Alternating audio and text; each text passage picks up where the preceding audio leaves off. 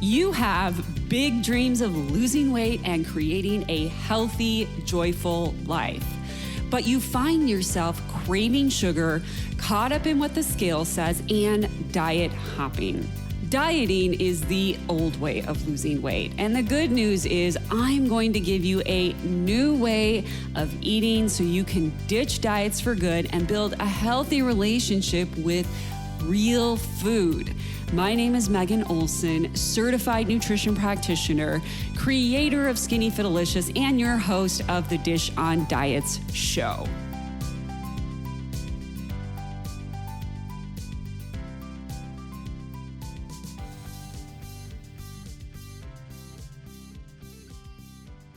Hello friends, today we're talking about 8 fat loss myths.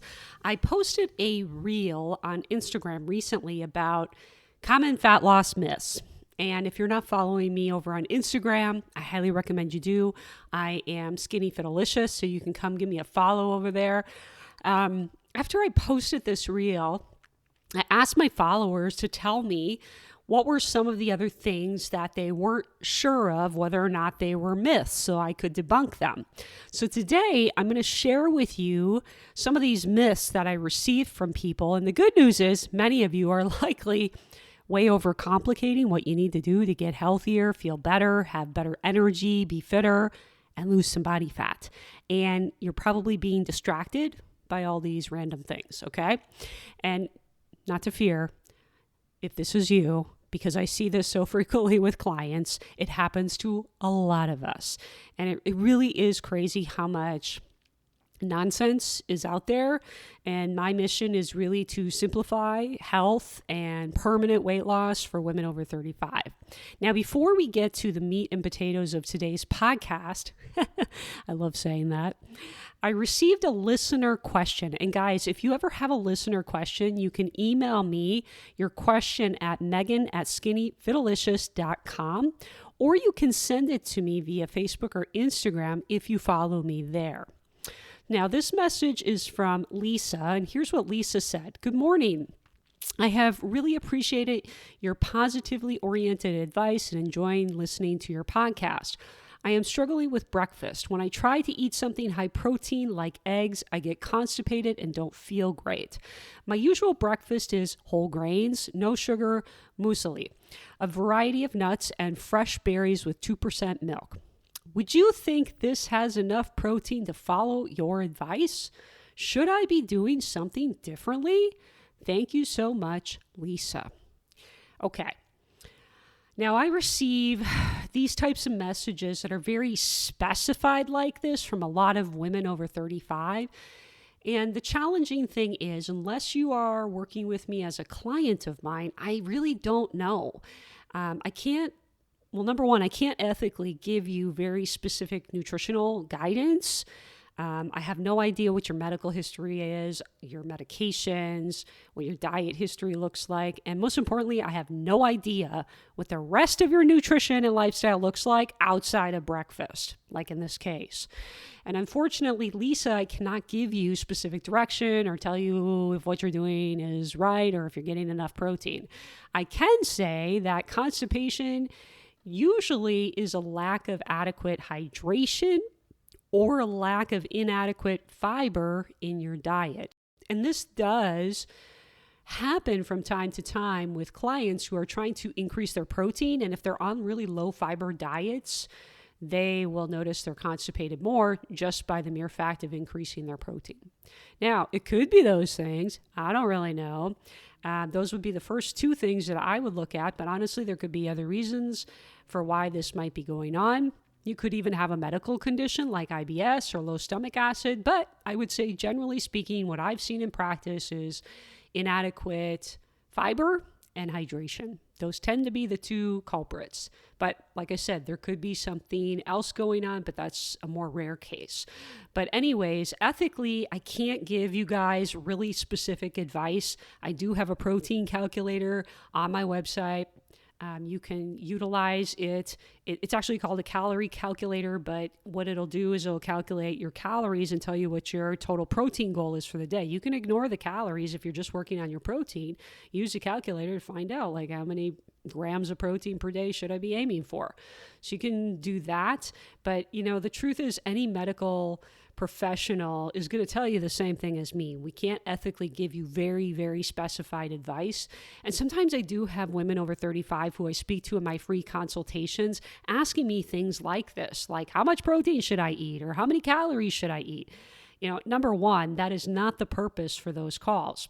The purpose for those calls is to give you some insight into what's keeping you stuck and talk to you about how I might be able to help you with coaching if you are somebody I think I can help. And number two, I don't know you and I have not done a clinical review with you to be able to really answer those questions.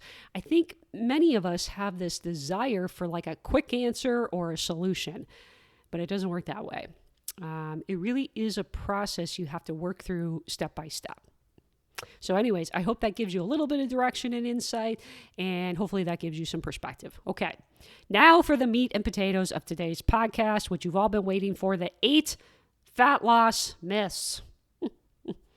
These are really good.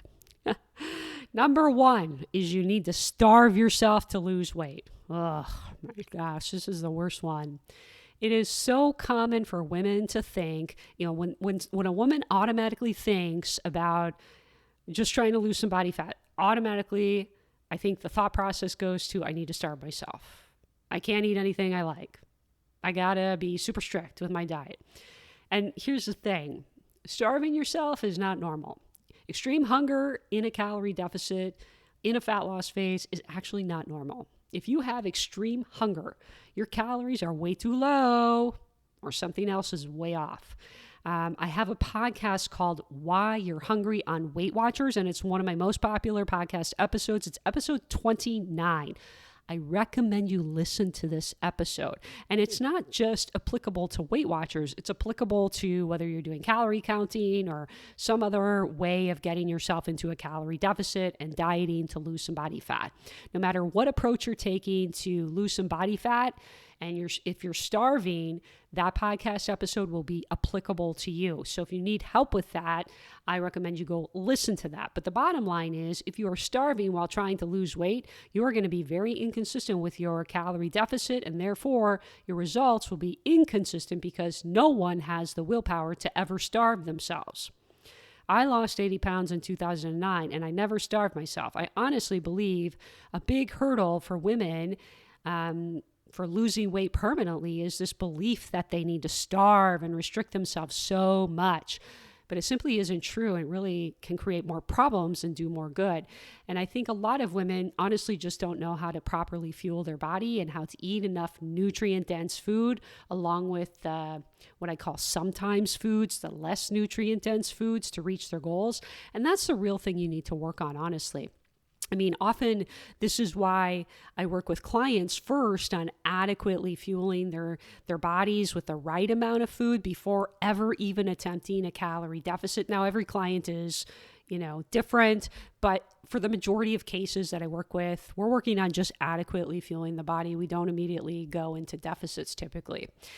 Because if you really want to do this sustainably, something that you can do until you're 85 years old, you have to learn how to fuel your body properly before you can think about reducing your calories and losing weight. Okay. So that's myth 1.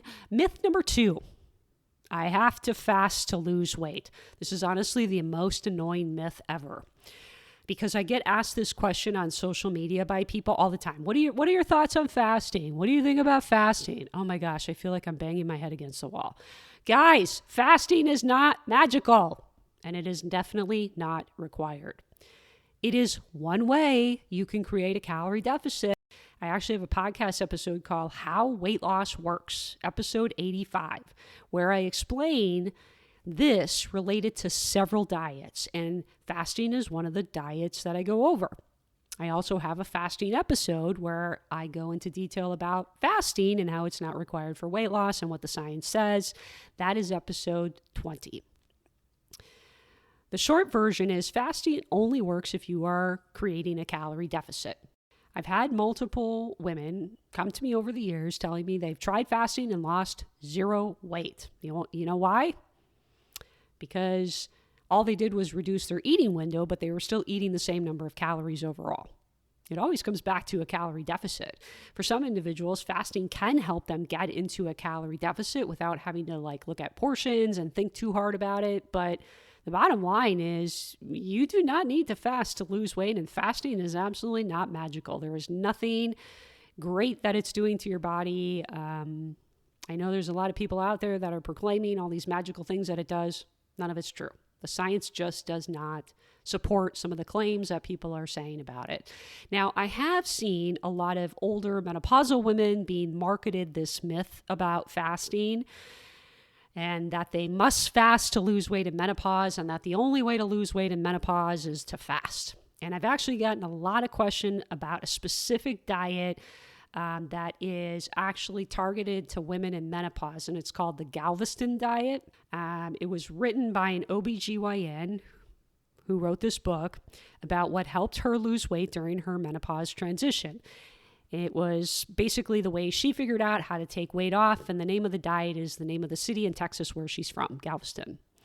The book is much like many other where it claims that calories in, calories out don't work, or that it's outdated, and that somehow fasting is doing something magical besides cutting calories.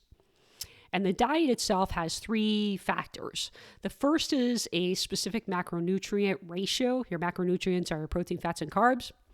And the book states that starting in one's 30s, there is this precise ratio of fat to carbs to protein that allows one to burn fat as fuel.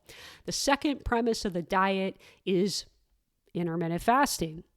And she generally recommends a 16-8 window. That means you're fasting 16 hours a day and you're eating 8 hours a day. Those are the windows of time. The third factor of the diet is anti-inflammatory nutrition, which of course she rolls the fact that you need to reduce your added sugar, processed carbs, additives, and preservatives, and increase whole foods. She also has a list of approved fruits and vegetables and says there are certain ones that are better for you than others in menopause. What really bothers me about diets like this one is that it's presented to you as if they found something new.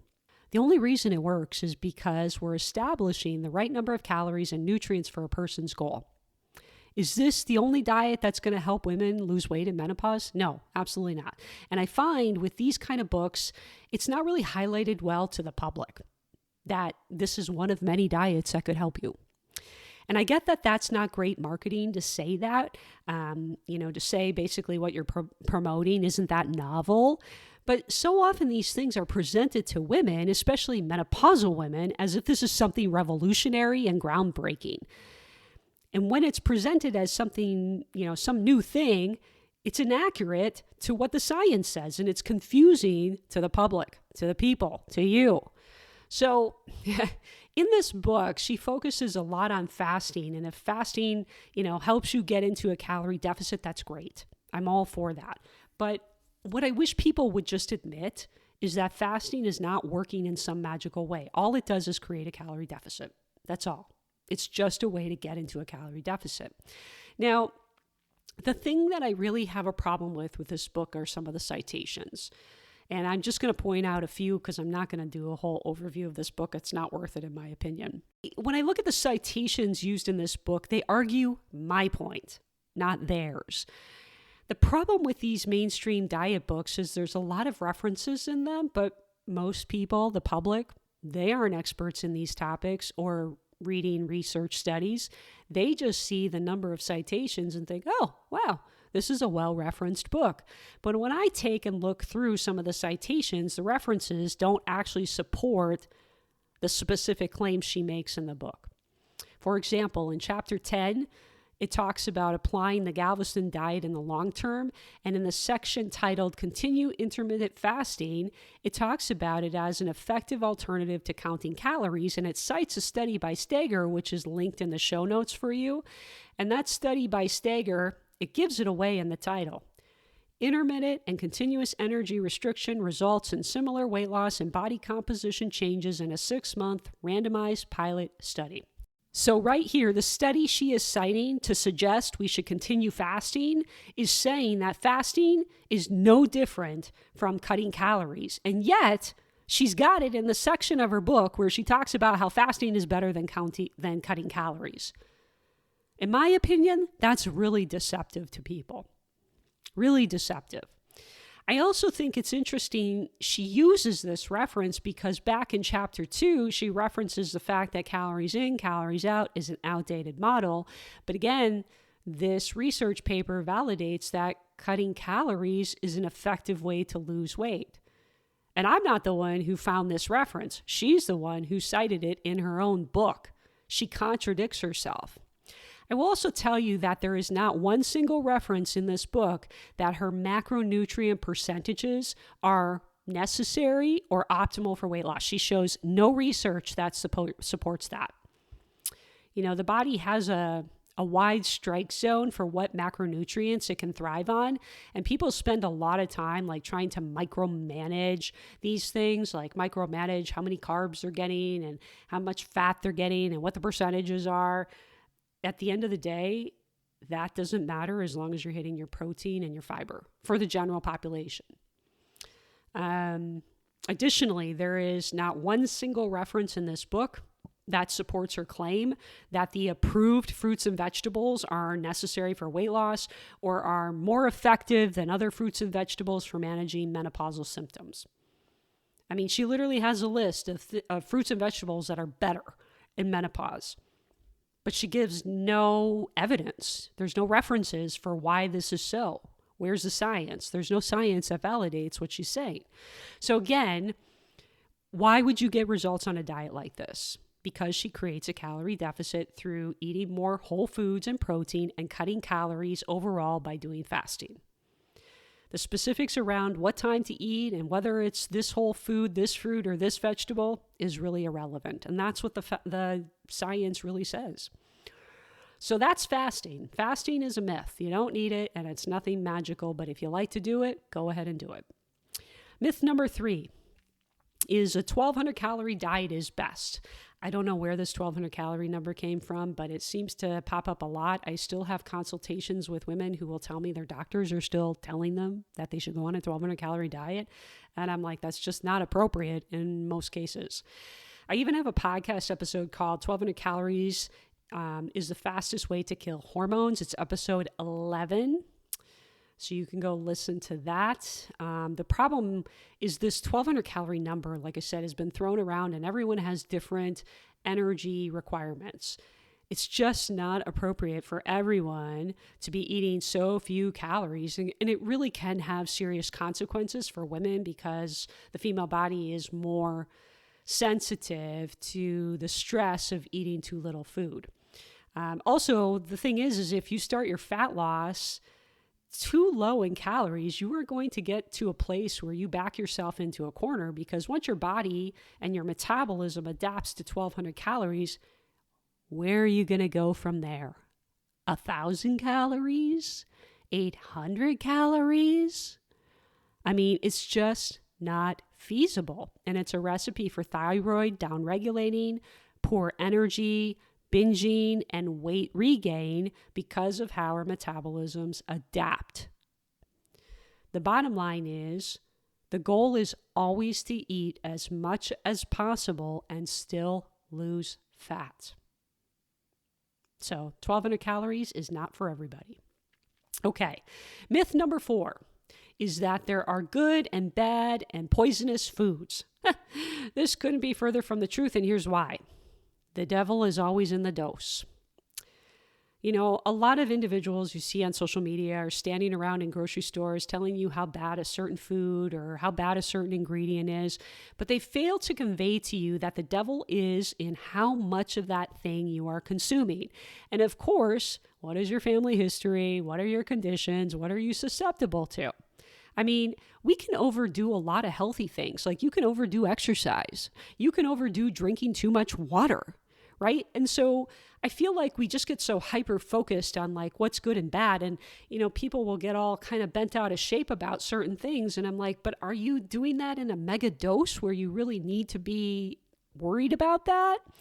I mean, if you are eating what we call ultra-processed foods most of the time, then there is a reason to be concerned. Ultra-processed foods are defined as foods with a high amount of sugar, oil, salt, and fat added to them, like fast food, packaged sweets, soda, chocolate, candy. If you generally eat a nutrient-dense diet with lots of whole foods about 70 to 80% of the time, and you have some of these ultra-processed foods sprinkled in, I call these sometimes foods. If you have these sprinkled into your diet, then it's not generally an issue. This is what we call balance.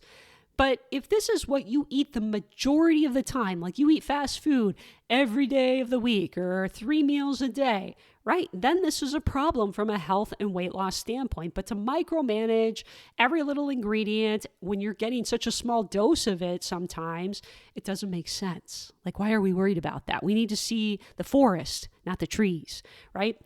So in terms of weight loss, the devil is always going to be in the calories. You can always eat a lot more volume of food when you eat more whole foods, but you can certainly fit in the sometimes foods into your calories, and it will definitely not prevent you from losing body fat. There's been multiple studies done on this. One study in particular is where a man ate Twinkies the entire time in his calorie deficit and lost weight. And you know what? His cholesterol even went down. All because he lost body fat from being in a calorie deficit. I'll link a layman's overview of the study in the show notes so you can go check that out. Now, I don't recommend you eat Twinkies all day in a calorie deficit, but the point is, when it comes to the goal of fat loss specifically, the calories ultimately drive whether or not you lose body fat. The key is finding foods that satisfy you and keep you as full as possible so you can stay consistent long enough to see fat loss and to keep the weight off long term, because that's always the real problem. People can lose weight, but keeping it off long term is another story because they fail to change their lifestyle. They think they can do something for a short period of time, then go back to how they were eating previously. The other thing I want to mention is that the more you view foods as good and bad, the more likely you are to constantly be dieting and restricting foods. You're going to constantly be at a battle. And there's good research that shows people who view weight loss as needing to only eat foods with nutritional value, this causes people, for lack of better words, to lose their minds and fall off the wagon. And there's a lot of studies on this, but I've linked 2 for you in the show notes. One thing I tell clients is to get comfortable falling off the wagon versus abandoning the wagon altogether. And I say this because people's expectations about what it takes to be healthy and lose some body fat isn't aligned with reality. The occasional treat, the occasional dessert, the occasional ice cream or chips or less nutrient-dense meal is not what stops your progress. It's when you go into this guilt cycle followed by a behavior of complete restriction or no regard for your health whatsoever, that things fall apart. Great health and weight loss that lasts forever is accomplished by being good enough and eliminating dichotomous thinking around food. Easier said than done, though, when you've been dieting most of your life, which is where having a coach, having a good support system, somebody who can help you work on your mindset, can be really helpful in getting you there faster than doing it on your own. So that's myth 4. Myth number 5 is metabolism slows as you age. This is another one where I just want to bang my head against the wall because everybody says it to me. This is absolutely a myth, and I've spoken about this on here before. There was a large study that came out in 2021 that revealed metabolism does not slow down as we age. There's a very minimal slowdown around the age of 60. That's less than 1%. Guys, less than 1%. What was revealed in this study was that as humans age, they sit more and they lose muscle mass. Yet individuals are eating the same way, or they're eating more calories or drinking more calories and alcohol because of the food environment we live in today. So it stands to reason if you're eating the same way or eating even more and your movement has decreased, like just your day-to-day movement, your day-to-day steps, and your muscle mass has decreased, then yes, perfect recipe for weight gain as you age. What's really going on is that your lifestyle has changed. You are no longer probably on your feet chasing small children, lifting them up, carrying them around, walking around with them. Maybe you aren't working a 12-hour shift anymore as a nurse in a manufacturing facility or waiting tables like you did in your 20s. Maybe you are now retired and just not as active going to your job every day. Some way, somehow, your lifestyle has changed, and the amount of just basic day-to-day movement you do in a day has likely decreased, which has contributed to a very gradual weight gain over time. This is the most overlooked thing people don't see impacting their weight. So now you're eating the same way, or you're eating even more food, drinking more alcohol, not really aware of how many calories you're taking in, but your lifestyle has drastically changed, which is a recipe for a slow and steady weight gain. Do an honest evaluation of your lifestyle over the last few decades and ask yourself honestly, what has changed? Because metabolism isn't the problem. It's very likely you are not expending as many calories day to day as you used to. This is a very, very common thing that happens as people age. They're just not aware of it. They're not connecting the dots. And no, your metabolism isn't broken. Sometimes I hear that from people too. A broken metabolism would mean you're dead. So that is not a possibility, okay? Myth 6. This one kind of has to do with the last one because it has to do with metabolism as well. Myth number 6 is if you eat too little, you're going to gain weight. Now listen. People die from starvation. No one starves themselves and gains weight. Nuh-uh. Now, what can happen is that metabolism adapts, like when you've been dieting too much, putting too much stress on the metabolism by eating very little. The metabolism has an adaptive mechanism to protect us from famine.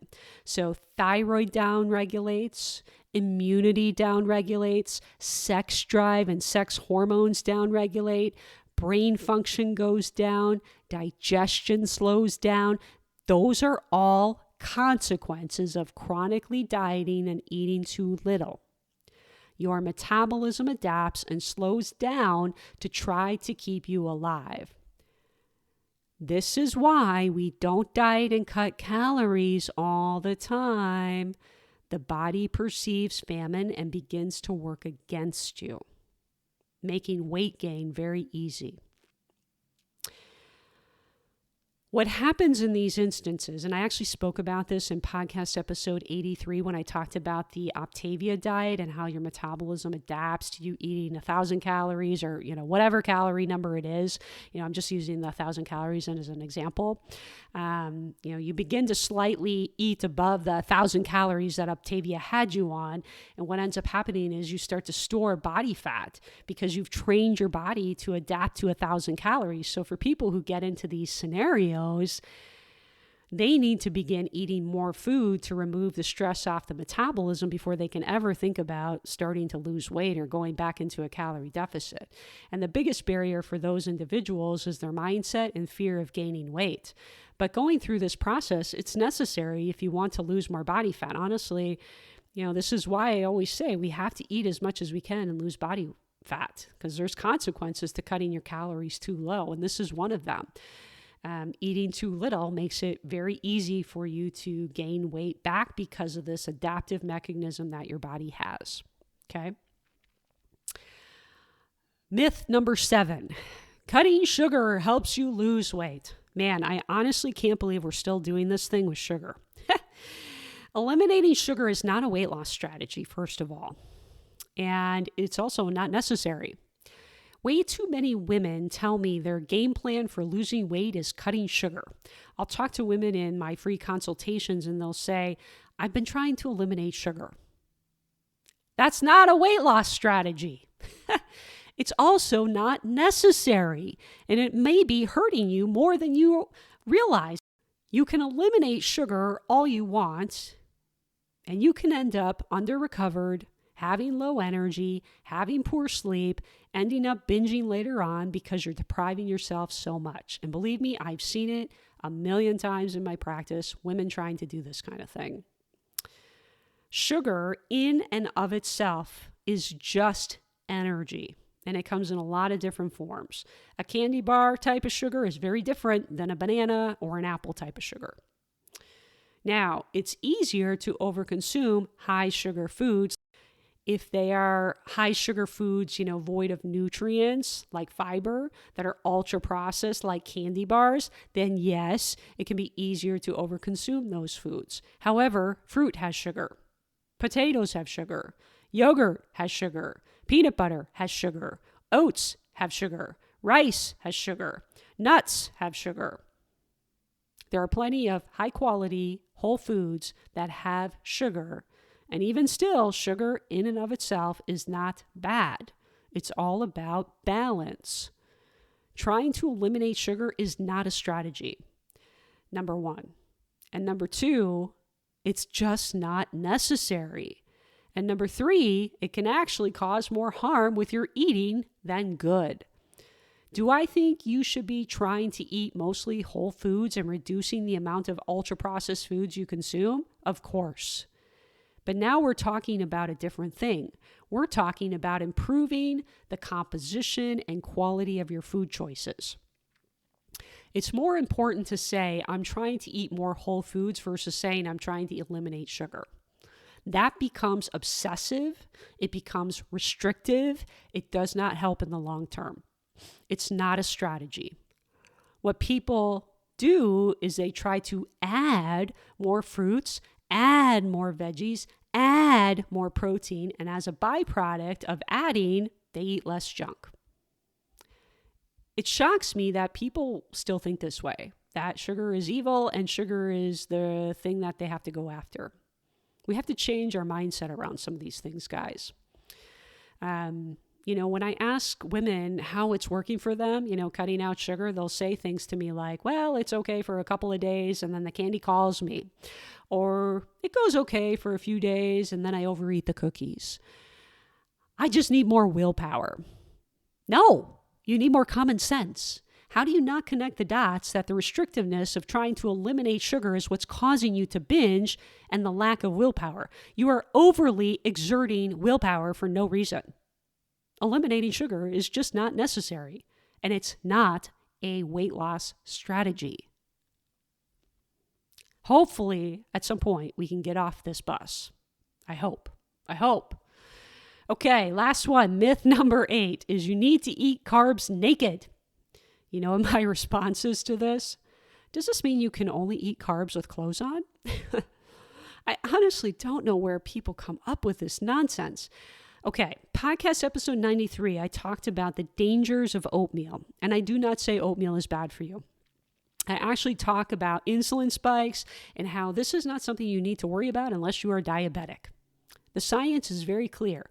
High carb diets work for weight loss and low carb diets work for weight loss. Why?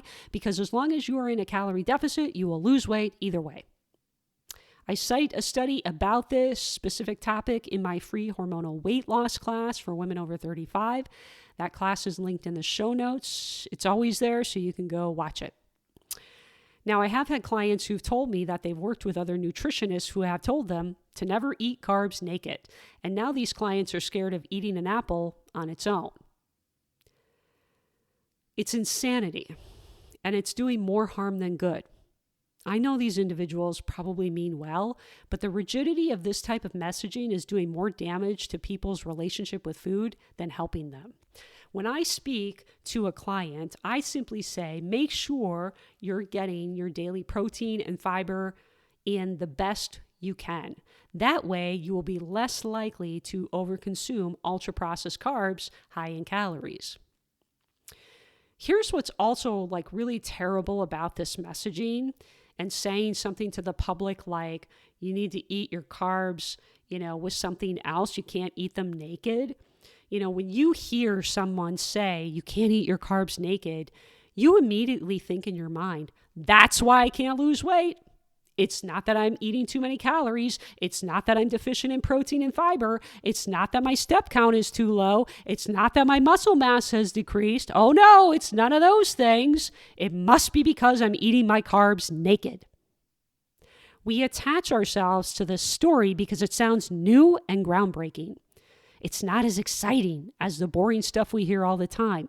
But really, what it is a distraction, in my mind, from all the boring basic stuff that works. That's been validated over and over and over again. It's just distracting you from doing those things. And now you're focused on not eating your carbs naked. And now you're like really stressed out every time you want to eat an apple because you're like, oh my gosh, I got to eat something with this dang apple or else. You're focused on like something that's not even going to move the dial. We have to focus on the big rocks that are going to actually move the dial. As a side note, I had a woman on Facebook recently ask me about one of my recipes. It's my peanut butter banana muffin recipe. And she wanted to substitute the banana for sour cream because she told me she was on a carb-free diet. Now, where does this carb-free stuff come from?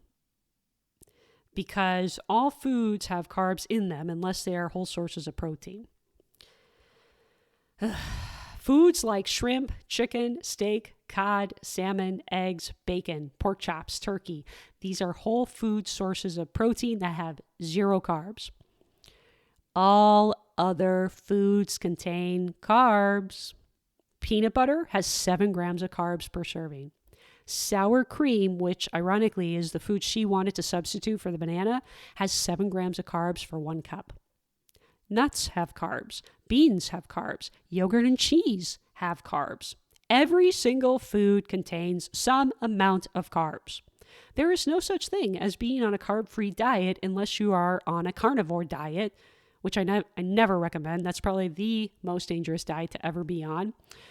And even keto isn't carb-free. So I don't know what people are doing. Why are we doing a carb-free diet? Why? It's totally unnecessary. Why are you putting yourself through something this insane? I don't know. I don't understand it.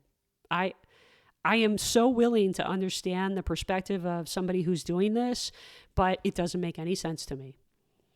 A banana has 27 grams of carbs, and it's packed full of nutrients and fiber.